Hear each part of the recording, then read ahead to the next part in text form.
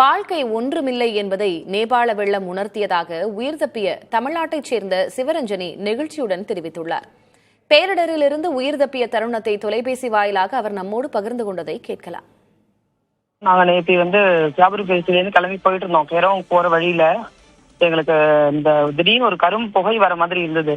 ஆக்சுவலா ஏதோ புகை வருது அப்படின்னு நினைச்சு நாங்க ஜஸ்ட் ஒரு அழகை ரசிச்சு போட்டோ எடுத்துட்டு வந்தோம். அது மாதிரி அதையும் வீடியோ எடுத்தோம். பார்த்தா திடீர்னு அது தண்ணி பிழம்போட வந்தது. தண்ணி கரும் பிழம்பா வந்ததுன்னு வச்சுக்கோங்களேன். பார்த்தா ஒரு லாரி எல்லாம் இழுத்து உள்ள தெளிச்சு நிறைய வண்டி உள்ள போச்சு. எங்களுக்கு பயந்துட்டு எல்லாத்தையும் ஆஃப் பண்ணிட்டு ரொம்ப ரெண்டு பக்கம் அந்த பக்கம் 2 வண்டியால லாக் ஆச்சு எங்க வண்டி. சப்போஸ் அந்த வண்டி இல்லைன்னா நாங்க உள்ள போயிருப்போம். அந்த வண்டியால லாக் ஆனதுனால நாங்க அப்புறம் அந்த பக்கம் குதிச்சு மேலே ஏறி மலையில ஏறி போயிட்டோம். ஒரு ஏபிஎஃப் கேம்ப்னு ஒன்று இருந்தது, அங்கதான் நாங்க இருந்தோம். இப்போ இன்னைக்கு காலையில் தான் இன்னும் மலையை கொஞ்சம் ட்ரக்கிங்கா ஏறி போயிட்டு அங்கேருந்து கிளம்பி இப்போ இங்க வந்திருக்கோம். இங்க நேபாளில ஒரு ஹெட் குவார்டர்ஸ் கேம்ப், ஆர்மி கேம்ப்ல இருக்கோம்.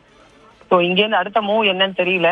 அறநிலைத்துறை ரமேஷ் சாரோடைய பிஏ பேசினாங்க. ஸோ ஒவ்வொரு ஊருக்கும் ஒவ்வொருத்தரை நியமிச்சிருக்கோம். ஸோ உங்களுக்கு நான் பேசுறேன், எப்படியாவது உங்களை கூப்பிட்டு போயிடுவோம்னு சொல்லியிருக்காங்க. எங்க பாஸ்போர்ட்லாம் இல்லைன்னு சொல்லியிருக்கோம். நாங்கள் கூப்பிட்டு போயிடுவோம், ஒய் பண்ணிக்காதீங்கன்னு சொல்லியிருக்காங்க. இதெல்லாம் ஃபீல் பண்ணாதான் தெரியும். அது லைஃப் ஒண்ணுமே இல்லை அப்படிங்கறத கடவுள் உணர்த்துறாருன்னு தான் சொல்லணும். ஒண்ணுமே சொல்றதுக்கு இல்லை. ஏன்னா பெரிய இழப்பு இது.